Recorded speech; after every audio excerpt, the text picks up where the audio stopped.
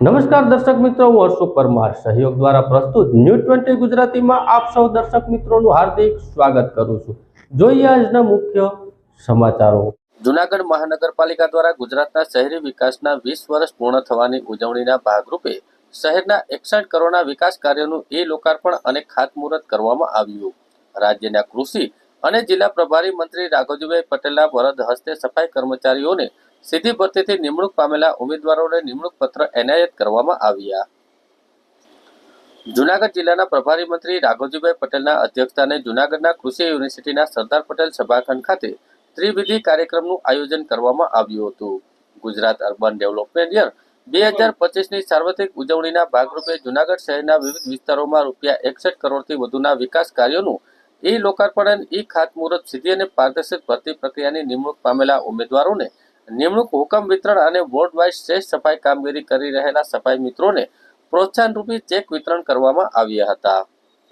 પ્રભારી મંત્રીએ વધુમાં જણાવ્યું હતું કે પ્રધાનમંત્રી આવાસ યોજના અને પ્રધાનમંત્રી આવાસ યોજનાના 2.0 હેઠળ શહેરી આવાસ પૂરા પાડવા માટે ₹1350 કરોડની જોગવાઈ થઈ ગયેલી છે। હાલમાં જૂનાગઢ મહાનગરપાલિકા અંતર્ગત 103 આવાસો માટે અંદાજિત રકમ 4.12 કરોડની મંજૂરી મળતા 103 પરિવારોને પોતાની છત મળશે।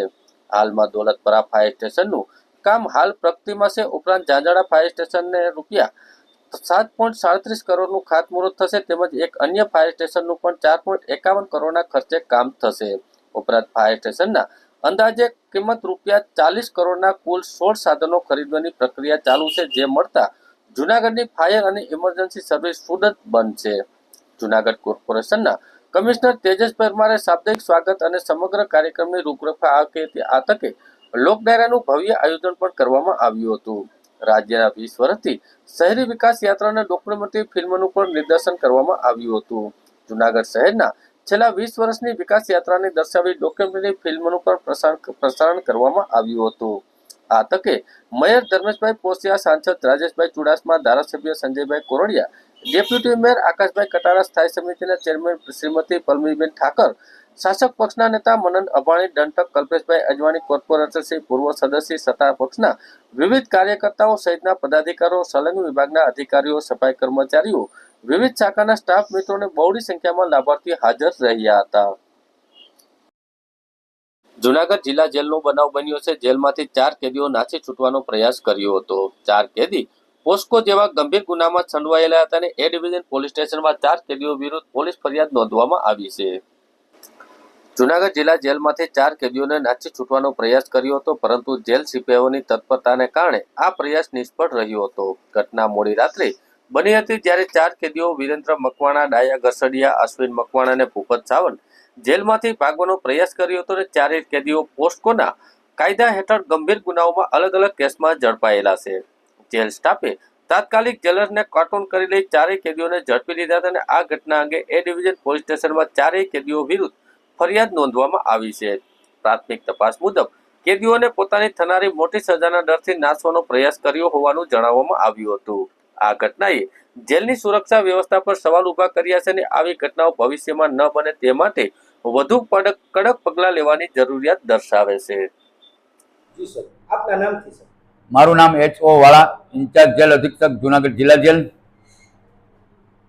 સર, આ જે ઘટના બની છે, 4 કેદી ફરાર થવાની કોશિશ કરી, કઈ રીતની ઘટના બની અને તેમના નામ ક્યાંના કઈ મેટરમાં આરોપી છે? જી, આજે ગત મોડી રાત્રે 1:45 થી 2:30ના સમયગાળા દરમિયાન આ 4 કેદીઓ પોતાની બેરેકમાંથી લોખંડના સળિયાઓ પોળા કરી અને બેરેક બહાર નીકળી ગયેલા। બેરેક બહાર નીકળ્યા પછી ધાબા કૂદી અને છુપાઈ ગયેલા।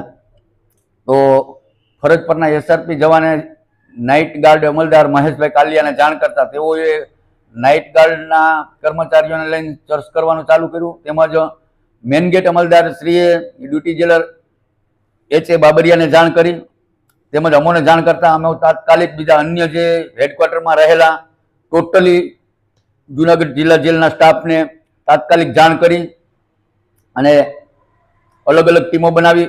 એક તો અમે આખી જેલને કોર્ડન કરી લીધી બહારની સાઈડથી, પછી અંદરની સાઈડ અલગ અલગ ટીમો બનાવી જેલની અંદર રહેલા બિલ્ડિંગોના ધાબા પાણીના ટાંકાઓ, એક ટીમને બધા વૃક્ષો ઉપર ચડાવી અને ચેક કરવાનું ચાલુ કરેલું. ત્યાર પછી ભૂતકાળમાં એક કેદી વહીવટી બિલ્ડિંગ ઉપરથી કૂદી અને ભાગવામાં પ્રયાસમાં સફળ રહેલો, તો અમે વહીવટી બિલ્ડિંગ ઉપર પણ ચર્ચ કરવા એક ટીમ મોકલતા. વહીવટી બિલ્ડિંગના ધાબા ઉપર 4 કેદીઓ છુપાયેલા હતા અને એઓને પકડી પાડેલા.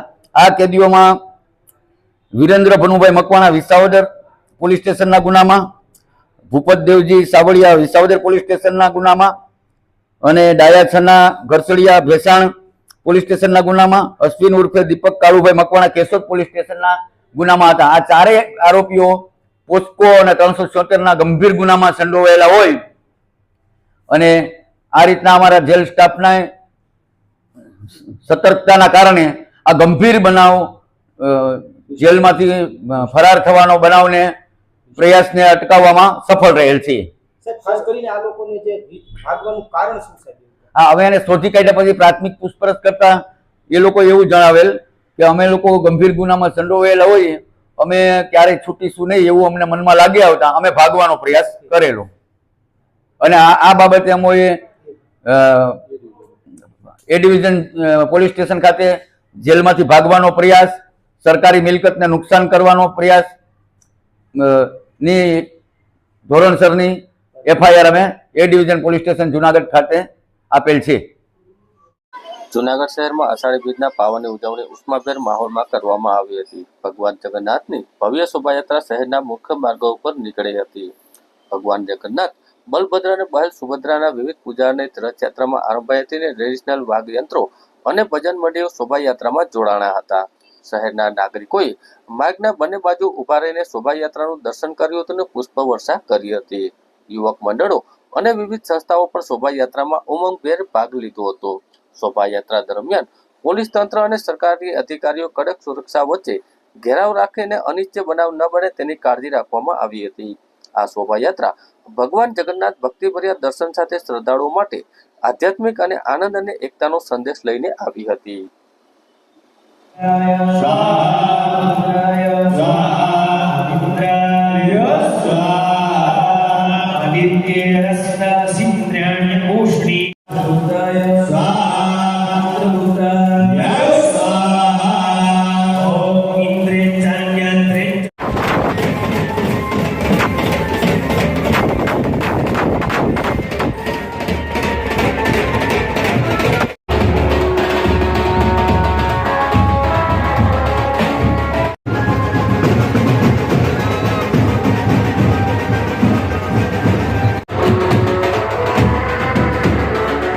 ચોરવાડ પોલીસ સ્ટેશન વિસ્તારમાં શાંતિપરા તથા જાનોડા ગામે મલ્ટીપર્પઝ સાયક્લોન સેન્ટરમાંથી ચોરી કરનાર 6 આરોપીને કુલ કિંમત ₹2,35,347ના મુદ્દામાલ સાથે પકડી પાડતી ક્રાઇમ બ્રાન્ચ જુનાગઢ.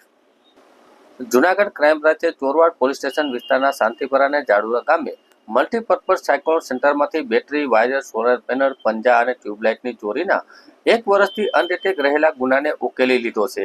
આ ગુનામાં સંડોવાયેલા 6 આરોપીમાં કુનાલ સોલંકી, યોગેશ સોલંકી, અર્જુન ઉર્ફે કબૂતર, અમિત સોલંકી, કિશોર ઉર્ફે ભૂરો, કેતન સોલંકીને ₹2,35,347ના મુદ્દામાલ સાથે ઝડપી પાડવામાં આવ્યા છે.